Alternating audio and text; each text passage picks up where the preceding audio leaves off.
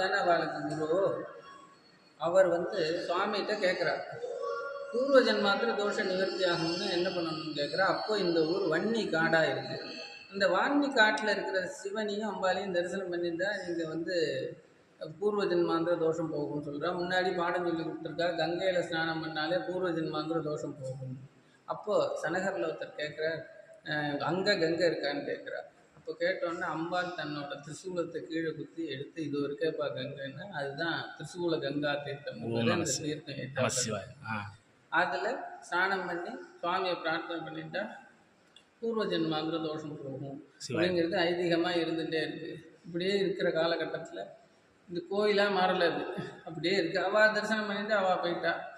அதுக்கப்புறமா அந்த வன்னி காடாக இருந்துட்டு இருக்கும்போது முசுகுந்த சக்கரவர்த்தி திருவாரூர் கோவிலை கட்டுறார். அவரோட அமைச்சர் சுந்தரதேவருங்கிறவர் இங்கே இந்த மெயின் ரோட்டில் சத்திரம் இருக்குது. அந்த சத்திரத்தில் தங்க